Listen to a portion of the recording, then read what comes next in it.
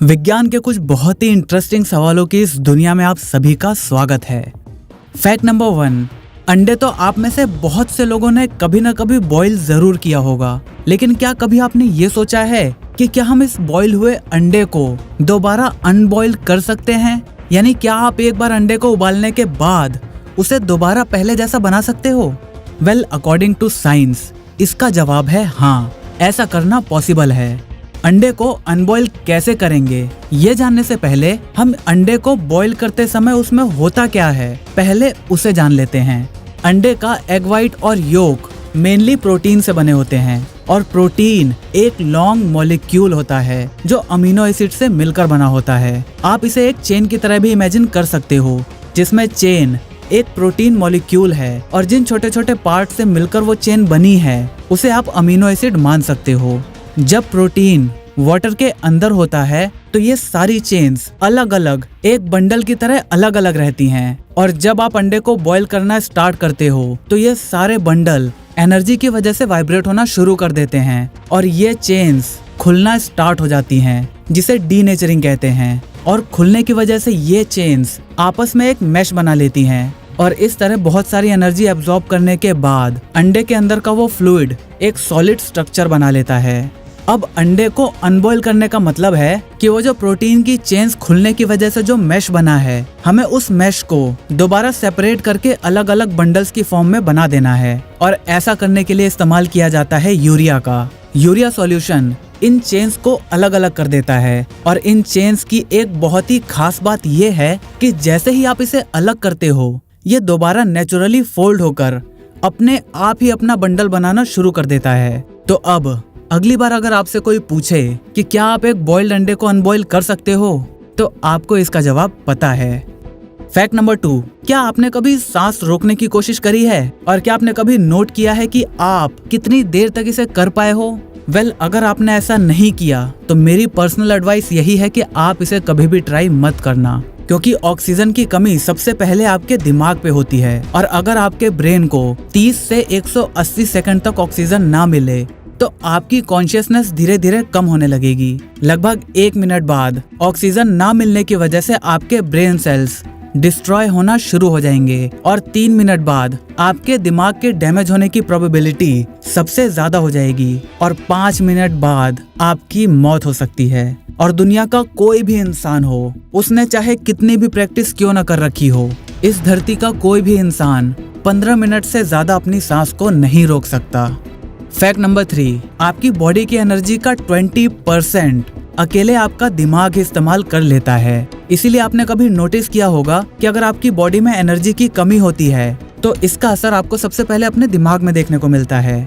अब फिर चाहे वो सिर दर्द हो या फिर थकान या फिर एक अजीब सी फीलिंग आने लगती है, कुछ काम करने का मन नहीं करता, बस ऐसा लगता है कि बस पड़े रहो ऐसे ही, कुछ मत करो। तो अगली बार जब भी आपको ऐसा सिर दर्द हो या फिर आपका काम करने का मन ना कर रहा हो, तो इसका मतलब सिंपली ये है कि आपके शरीर में एनर्जी की कमी हो चुकी है और आप तुरंत कुछ खा लो या फिर कुछ पी लो, जिससे आपकी एनर्जी दोबारा रिटेन हो सके और फिर बिना कुछ सोचे अपने काम पर लग जाओ। फैक्ट नंबर 4, अगर आपके पास कार है तो कभी ना कभी आपके साथ ऐसा जरूर हुआ होगा कि आप किसी मॉल गए या फिर कहीं भी किसी ओकेजन पर गए और वहाँ आपने अपनी कार को पार्क कर दिया, लेकिन जब आप वहाँ से वापस आने वाले हो तो आप कंफ्यूज हो जाते हो कि यार मैंने अपनी कार कहाँ पार्क करी थी।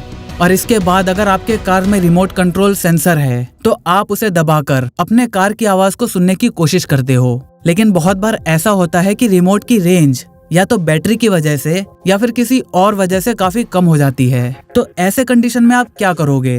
वेल, अगर ऐसे कंडीशन में आपको अपने रिमोट की रेंज को बढ़ाना है तो आप उसे अपनी चिन के नीचे सटाकर इस्तेमाल कर सकते हो।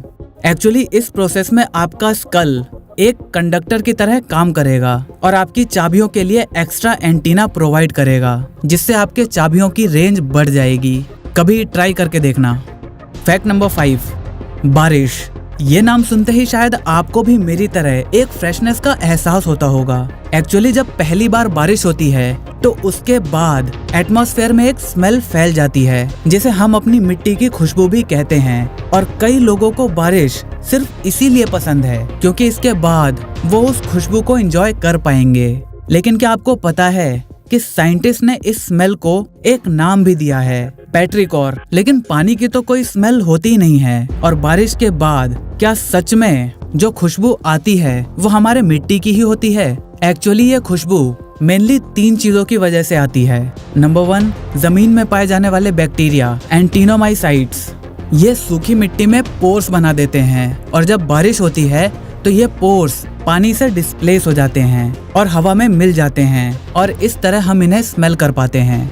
नंबर 2, कुछ प्लांट्स और ट्रीज नेचुरली ऑयल रिलीज करते हैं जो मिट्टी में कलेक्ट होता रहता है और जब बारिश होती है तो ये हवा में मिल जाता है। और इसका तीसरा कारण है ओजोन। ओजोन की बहुत ही हल्की लेकिन बहुत ही मस्त सी स्मेल होती है, इसीलिए इसका नाम ओजीन के नाम पर रखा गया है, जिसका मतलब होता है स्मेल। लाइटनिंग की वजह से ऑक्सीजन के मॉलिक्यूल आयनाइज हो जाते हैं और वो आपस में मिलकर ओजोन बना लेते हैं और ये ओजोन के मॉलिक्यूल्स बारिश के साथ नीचे जमीन तक आ जाते हैं और ये तीनों ही कारण मिलकर हमें ये अद्भुत खुशबू का एहसास करवाती है। फैक्ट नंबर 6, वैसे तो एयरप्लेन में बहुत सारी लाइट्स लगी होती हैं, लेकिन क्या आपने विंग्स के नीचे लगी ये रेड और ग्रीन कलर की लाइट को कभी नोटिस किया है? इन्हें नेविगेशन लाइट्स भी कहते हैं। जब पायलट्स फ्लाई कर रहे होते हैं तो रात के समय उन्हें एयरक्राफ्ट की केवल लाइट्स ही दिखाई देती हैं और इन लाइट्स की वजह से सामने वाले पायलट को ये पता चलता है कि ये एयरक्राफ्ट किस डायरेक्शन में जाने वाला है। आप इसे इस फोटो से आसानी से समझ सकते हो। पहले वाले केस में हेलीकॉप्टर आगे की तरफ जा रहा है और इसे अपने लेफ्ट साइड में एक एयरक्राफ्ट दिखाई देता है और ग्रीन कलर की लाइट भी उसी की तरफ है, तो इसका मतलब है कि एरोप्लेन हेलीकॉप्टर की तरफ फ्लाई कर रहा है और उन दोनों में क्रैश होने के चांसेस काफी ज्यादा हैं। जबकि दूसरे केस में एयरक्राफ्ट राइट साइड में है और हेलीकॉप्टर को ग्रीन लाइट फिर उसी साइड दिखाई देती है। इसका मतलब ये है कि एरोप्लेन ऑलरेडी पाथ क्रॉस कर चुका है और हेलीकॉप्टर से दूर जा रहा है। फैक्ट नंबर 7, आपने देखा होगा कि साबुन चाहे किसी भी कलर का हो और किसी भी कंपनी का हो, उसका फॉर्म हमेशा व्हाइट कलर का ही होता है। सोप एक्चुअली 3 चीजों से मिलकर बनता है, सफेक्टेंट, कलर डाई और परफ्यूम। सफेक्टेंट वाटर के साथ मिलकर झाग बनाता है, डाई सोप को कलर देता है और ये बहुत ही कम मात्रा में इस्तेमाल किया जाता है क्योंकि इसकी जरूरत बहुत ही कम पड़ती है और ये पानी में घुल जाती है। और परफ्यूम सोप में वो स्मेल ऐड करता है। साबुन का झाग बहुत सारे छोटे छोटे सोप बबल्स से मिलकर बनता है। मैं उन बड़े बबल्स की बात नहीं कर रहा जो नहाते टाइम आपको क्लियरली दिख जाते हैं, वो तो है ही, लेकिन जो फॉर्म होता है, जो झाग बनता है, वो कुछ नहीं, सिर्फ बबल्स ही होते हैं। ये बबल्स इतने छोटे और इतने सारे होते हैं कि आप इन्हें इंडिविजुअली तो देख ही नहीं सकते और कलेक्ट होने के बाद ये कुछ ऐसे दिखाई देते हैं। इस वजह से जब लाइट्स इन पर पड़ती है तो सारे बबल्स अलग अलग वेवलेंथ की लाइट्स को अलग अलग डायरेक्शन में रिफ्लेक्ट करते हैं। और अगर आप एक साइंस लवर हैं तो आपको ये तो जरूर पता होगा कि कोई भी ऑब्जेक्ट अगर सारी लाइट्स की वेवलेंथ को एब्जॉर्ब कर लेता है तो वो हमें ब्लैक कलर का दिखता है, और कोई ऑब्जेक्ट सभी लाइट्स की वेवलेंथ को रिफ्लेक्ट कर देता है तो वो हमें व्हाइट कलर का दिखता है।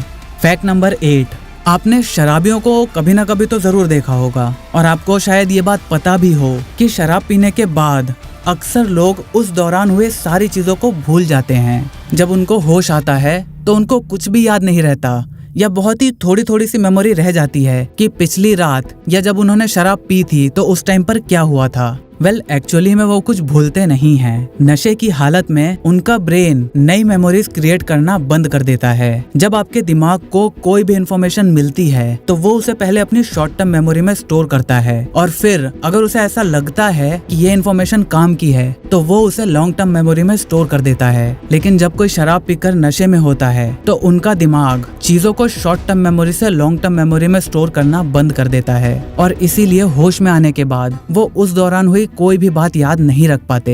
फैक्ट नंबर 10, आपने मूवीज और टीवी सीरियल्स में कहीं ना कहीं ऐसे सीन्स तो जरूर देखे होंगे जहां एक इंसान को एक ड्रग देकर उसे इन्वेस्टिगेट किया जाता है, यानी उससे पूछताछ की जाती है और उस सीरम की वजह से वो इंसान सिर्फ सच बोलता है। क्या रियल लाइफ में भी कोई ऐसा ड्रग मौजूद है जिसे लेने पर आप केवल सच बोलो? इसका जवाब है हाँ भी और नहीं भी।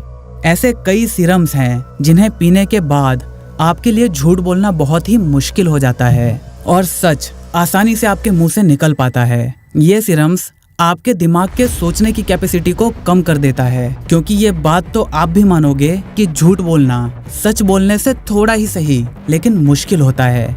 BBC की एक रिपोर्ट के मुताबिक एक इंसान ने अपने ही ऊपर ऐसा टेस्ट किया।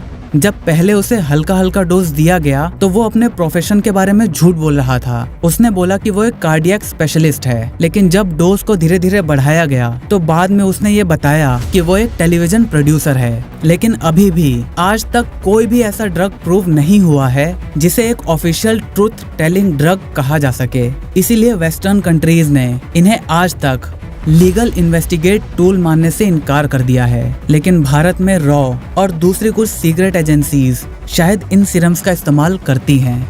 मुझे उम्मीद है आज आपने बहुत सारी नई बातें जरूर सीखी होंगी, और ऐसे ही नए फ्रेश डिटेल लेकिन मजेदार वीडियोस को देखने के लिए चैनल को सब्सक्राइब करके उस घंटे वाले बटन को दबाना मत भूलना। वीडियो पसंद आई तो इसे लाइक करके अपने सभी दोस्तों के साथ शेयर करना बिल्कुल भी मत भूलना, क्योंकि हम ऐसे ही ज्ञान बांटते रहते हैं। जय हिंद, वंदे मातरम।